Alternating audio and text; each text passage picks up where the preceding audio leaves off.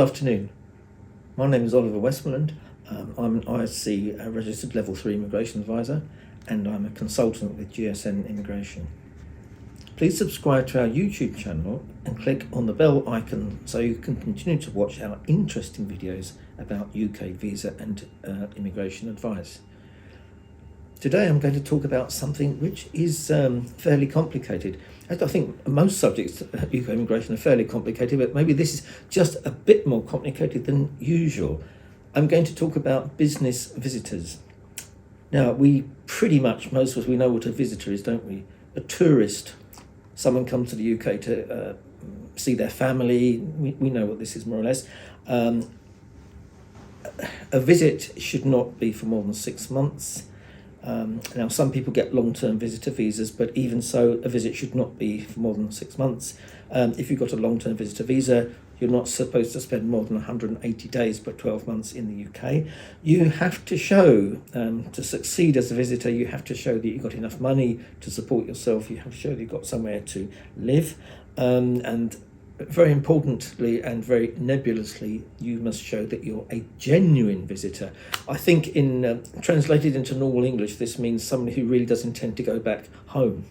Someone who has ties in their home country, ties of family, financial ties, a job, so on. Very important thing, which I'm sure most of us are also aware of, is that some people need visitor visas to come to the UK. Some people don't. People from non-visa national countries do not need a visa to visit the UK. Japan, America, Australia, New Zealand, South Korea, Brazil, countries like this. And if any of you are Peruvian or Colombian or Guyanese, I'm sure you're very excited to learn that these countries recently became non-visa national countries. We know that some people need visas to visit the UK and some people don't. I would say if you are applying for a business visitor visa, you should apply for a visa, even if you come from a non-visa national country, and I will explain why very shortly. Now, I looked on the internet today. I printed out the most up-to-date rules about what constitutes a business visitor. I make no apology for reading. They're quite complicated, and you'd be surprised about all the things that a business visitor can do. I'm sure that a lot of immigration advisors don't actually know all this stuff. A business visitor this is the standard list of things that a business visitor can do, can attend meetings, conferences, seminars, interviews. No, I guess that would include job interviews. So if you want to go to your job interview in the UK, that this could be the route for you. Business visitor may give a one-off or short series of talks and speeches, provided these are not organised as commercial events. Business visitor must not make loads of money out of what they do in the UK. They can be paid reasonable expenses, but it mustn't be a money-making enterprise. You know the basic rule for visitors, don't you? You mustn't work. Business visitor can work in certain peripheral ways, but it mustn't be a money-making exercise. Business visitor can negotiate and sign deals and contracts. Did you know that some companies actually sign documents with pen and ink? Not everybody signs on the internet these days. Some people actually want to see the ink signature. Did you know that? Attend trade fairs for promotional work only, provided the visitor is not directly selling himself. Trade fairs, that sort of thing. Carry out site visits and inspections. Gather information for their employment overseas. I would call this fact-finding missions. This sort of thing is acceptable. Can be briefed on the requirements of a UK-based customer, i.e. a customer in the UK of their foreign country for which the person works. Provide any work for the customer is done outside the UK. There's another very interesting category here. I bet not everybody knows this. Manufacture and supply of goods to the UK. An employee of an overseas company may install, dismantle, repair, service or advise on machinery, equipment, computer software or hardware, or train UK-based workers to provide these services. And this is in a situation where the overseas company has manufactured the equipment in question, or possibly they may not be the manufacturer, but they have a contract to service it, and so on and so forth. This is something possible. Another interesting category, clients of UK export companies.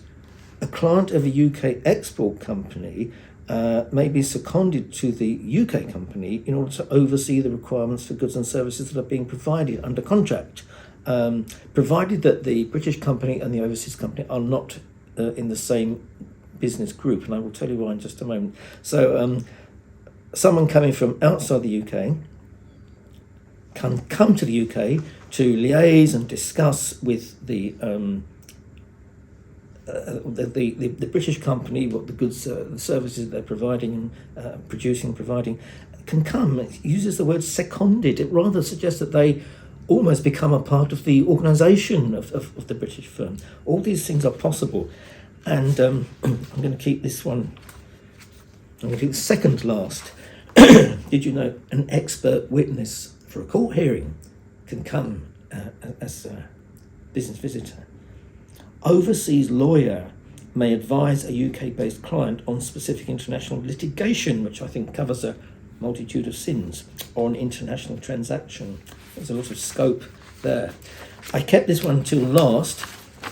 I'm sure that perhaps not everyone is fully aware of this. You may have heard of what used to be called intra-company transfer visa. You have a British company which is in the same group as a foreign company. The foreign company can send a highly skilled worker to the British company to work for months or years.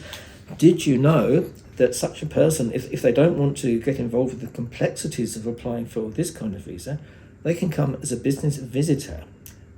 An employee of the overseas-based company can come to the UK to advise and consult, troubleshoot, it covers a multitude of things, doesn't it?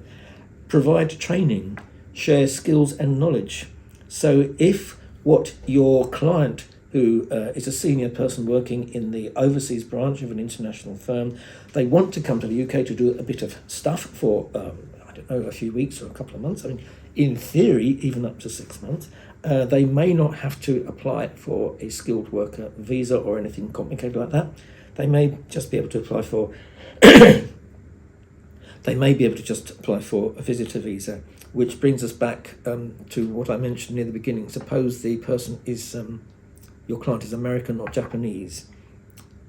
They might be tempted to say, oh, well, I don't need to apply for a visa anyway. I can just come to the UK with my nice American or Japanese passport and I'll get through. Last time I came through the passport e-gate. I didn't even have to speak to anybody. I just scanned my passport and my iris and the gate just let me through.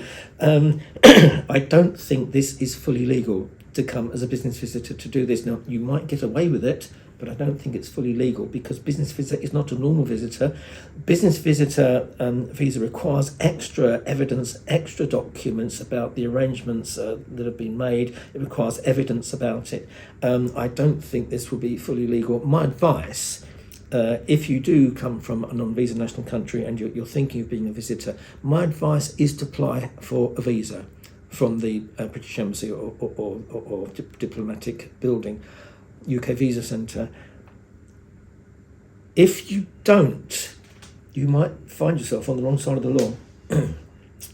If you don't do that, let's say you come in, you sail through UK border control with your passport, nobody knows, but at some point in the future, it was discovered that you had come to the UK purporting to be a normal visitor and you'd actually been doing some quite complicated business visitor activities. You were probably deemed to have been on the wrong side of the law. Let's say you come in and the e-passport gates are not working that day. Sometimes it happens by magic. All the e-passport gates in the UK, they all break down at the same time and you have to actually speak to an immigration officer when you're at the airport and you're an American or Japanese or Brazilian and they say, oh, hello, why are you coming to the UK? And you say, oh, I've come to do one of these, I've come to attend meetings and sign contracts. And you have to get specific permission to come through the border. Now, you may get the permission, if you can convince the immigration officer that you are a genuine visitor and a genuine business visitor, you might get through the border. But on the other hand, you might not get through the border because they might say, well, you haven't produced any evidence. As far as I can see, you're just a normal business visitor. So I do advise you to, if you're a non-visa national and you know about all the rules about business visitors, I do advise that you apply for a visa, even if you don't want to. I hope you found that interesting. Mr. Shah, do you have any questions for me? Yes, please. Thank you so much for giving such detailed information about business visitor visa. Is this visa extendable in the UK? Exactly the same rules as a normal visitor visa. It's for a maximum of 6 months. It can't be extended beyond 6 months. And if you should have a long-term visitor visa on a business basis, which is possible, you are stuck with the normal rule. You shouldn't be in the UK for more than 180 days in any 12-month period. So it's got exactly the same rules as a normal average visitor visa.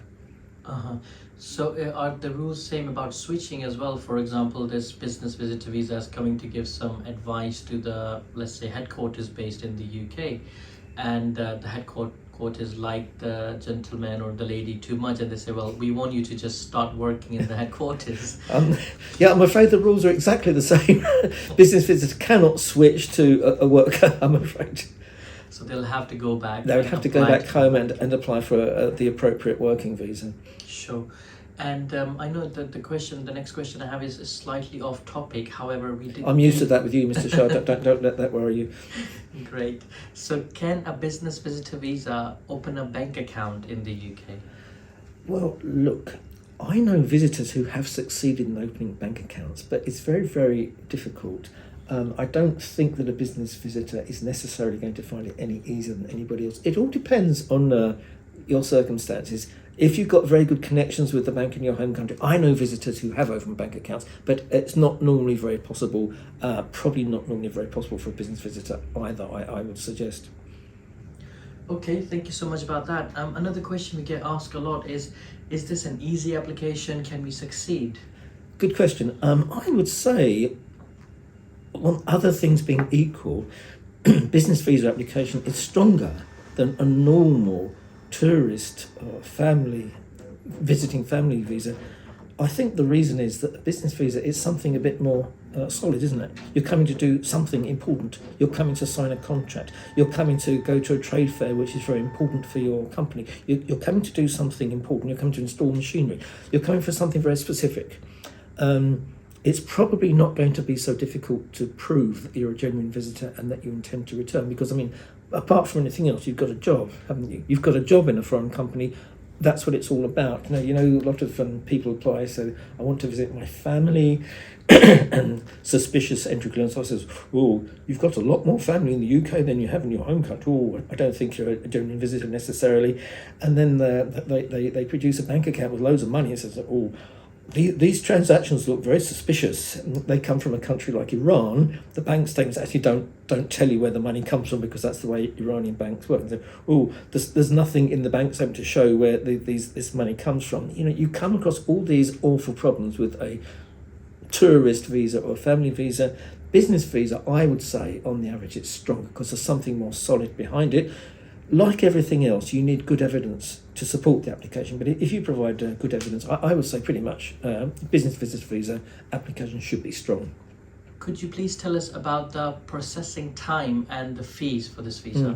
I think processing time, as far as my knowledge and information goes, it's about the same as normal, despite coronavirus and wars in Ukraine, probably about 3 or 4 weeks. The fees for business visitor visas are the same as for other types of visitor visa. 6-month visa price is £100. Now, I did discuss some long-term visitor visas as well. 2-year visitor visa, £376. 5 years, £670. 10 years, £837. And just one little thing I'd like to add, it's not specific to business visitor visas, it's just general. You may find that you're paying in US dollars, although it's described on the Home Office website in a British pound. You may find that you're paying in US dollars for one reason or another, and the exchange rates, which the Home Office uses, are much worse than the exchange rates on Oanda, which is the website that the Home Office normally uses for currency conversion. So do be aware of that. Don't if your immigration lawyer seems to charge you an awful lot for your visitor visa application visa, they're not necessarily trying to fiddle you. When the conversion happens, the fee comes up a lot higher for whatever reason. Sure. Thank you so much for giving us such useful information about business visitor visa, and we see you in the next one. Thank you very much.